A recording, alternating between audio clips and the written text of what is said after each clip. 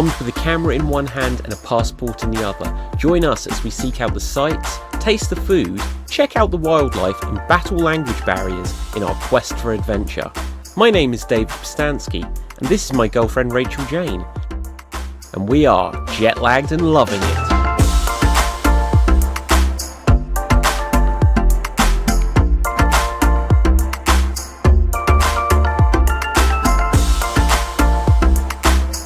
Where are you today, Rachel?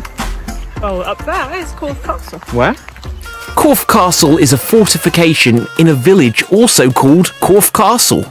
So here we can see the first interesting thing at Corfe Castle, and it's that there's this bit of castle which has clearly fallen down and has just landed like a massive boulder.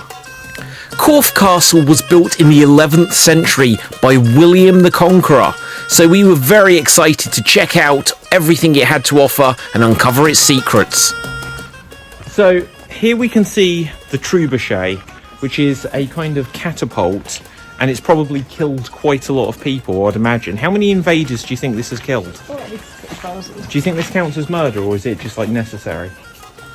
All murder. All murder is necessary. I've got that on video. Well, this is an interesting way. This is like a torture. If someone was naughty, this would be the bench they'd sit on, and then there were these stones that would make it uncomfortable.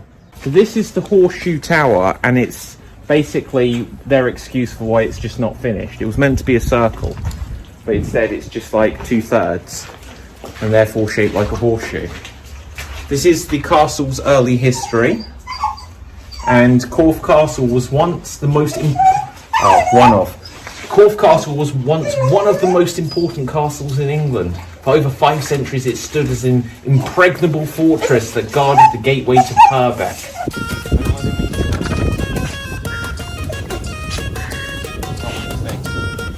I'm filming Rocky, not you. Rocky, come away. My initial impressions of Corfe Castle was that it wasn't quite as exciting as I'd hoped, but I did have fun doing the children's activities, and Rocky liked my picture of Bart Simpson. Now, just when I'd given up all hope of anything exciting happened, suddenly there was a mad rush. We had to get across. Rocky led the way as we looked and we saw, yes, in actual fact there was excitement. There was a steam train. Now, as far as I can tell, William the Conqueror wouldn't have been able to travel by this steam train, primarily for the reason that trains weren't invented at the time. But it was still very cool to see. Now, we explored the rest of the castle, and there was all kinds of ruins and things to see, and we could go up to the highest point to get some incredible views.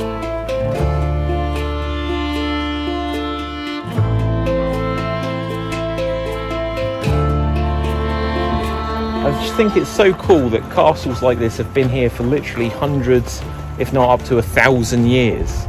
And even though they're dilapidated and falling apart, just the knowledge of the rich history here isn't enough to mask my insincerity of interest. Well, it's falling apart because it got attacked in the English Civil War. 1,000 years ago? No, not 1,000. 1,000 years ago, it was like a proper big castle, like palace, and kings and queens lived here. Wow. And then it fell up. They bombed it attacked it in the English Civil War, and that's why it's lost. Yeah. Here is some stock footage to illustrate some of the exciting things that may have happened at Corfe Castle in the past, like chopping of wood. And here is Mildred and Barry. They were there too. This is a man who is a pleasant plucker, and once again we come back to the guy on the horseback. The horse's name is Nigel. Now, back on with the show. As we ascended to the highest points of Corfe Castle, it was impossible not to be impressed by the magnificent view of everything around the kingdom. Just to think that kings, queens, Henry I was even here. Just the amount of history that has gone through this place, and now we'd got a working Cocker Spaniel running around, sniffing and tiddling as dogs do.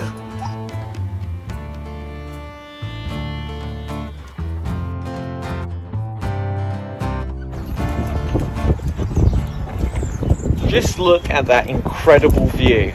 Like, just being here at Corfe Castle, feeling the air, seeing the dog trying to jump off of the top of the tower. Despite any of these things, it doesn't take away from the fact that castles will never not be boring. So over here we see Rachel, who despairs at my disinterest in such activities. That's a really cool castle. Yeah, it says, look, keep 4 building. That is like, back in like 500 years ago, they didn't have posters, so it all had to be made out of like iron and steel.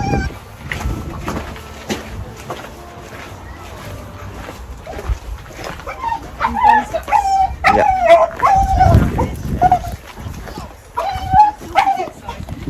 So we've checked out the model village. Yeah. We've checked out the sweet shop and got some goodies. Might even be something in there that's for Rocky. Ooh, are they? I don't think so. But we've had a nice time at Corfe Castle. And Corfe Castle, the village as well. And Corfe Castle, the village. Yeah, this village is called Corfe Castle. The village is called the castle. It's sure it is. Like, you make me doubt these things now. Our time at Corfe Castle had come to an end, and now we were going to head to the beach. Now, we didn't take the train, but this was a cool shot, so I thought I'd use it here to imply that we had, as we were heading to the lush, sandy beaches where there would be rays of light and rays of adventure just waiting for us. But unfortunately, this is stock footage, because where we were going wasn't quite this good. It was even better. It was Swanage. So this is our summer vacation to Swanage. And Swanage is a place, it's the earliest holiday I ever remember going on with my family when I was 4 years old. And we've returned, and Swanage is exactly as I remember it. Because in my head, for some reason, this is a true story, even though it's got the word swan in Swanage, I always associate it more to sewerage. So, this was the first beach I ever went to. It's lovely. Even though it was really rainy, Swanage is the first place I ever went on holiday, and I do have really fond memories of it. So it was great to come back here with Rachel and bring little Rocky here too, to have fun and run about on the sand. And so in fact I actually was here before Rachel was born. How about that? The last time I was at this beach, there wasn't even a Rachel yet. Now, going to a seaside town with a dog is great, but when it's raining, all you can really do is run and jump and splash about in the wet sand. So I decided I'd let Rachel do it instead of me. And Rachel had a good time playing with Rocky, and whilst her back was turned, I snuck away and went to a video arcade.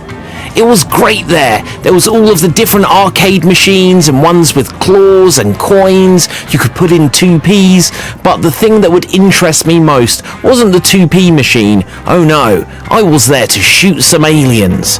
At first, I actually shot the xenomorphs from Alien, but I wanted to shoot the proper aliens, the space invaders, and so I did.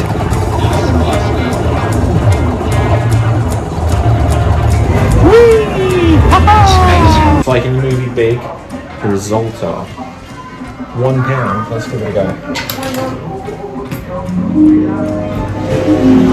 Zoltar the Gypsy at your service.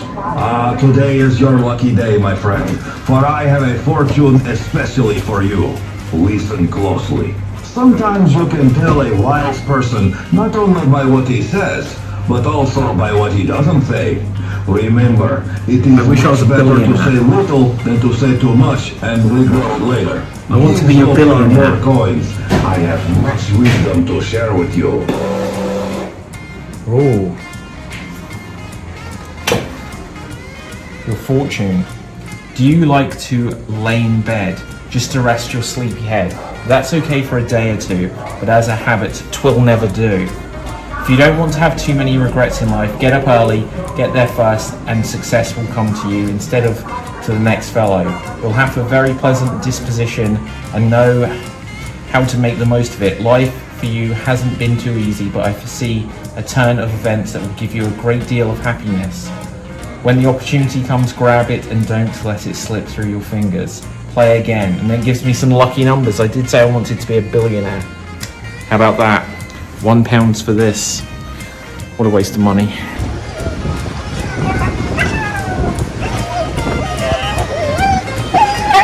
Hey, doggy.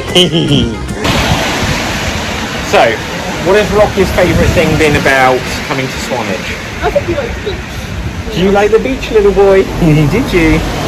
Yeah? Oh boy, does Rocky like the beach. In fact, he loves it. His favourite thing to do is dig in the sand. So much like our last episode where we were in Durdledore, we've just got some footage now of Rocky digging in the beach. Because it will never not be entertaining. He's really going for it. God knows what he's trying to find. One day, hopefully, he will find it though. But first, he's going to have to get some of that sand out of his fur. So until next time, we're still jet-lagged and loving it.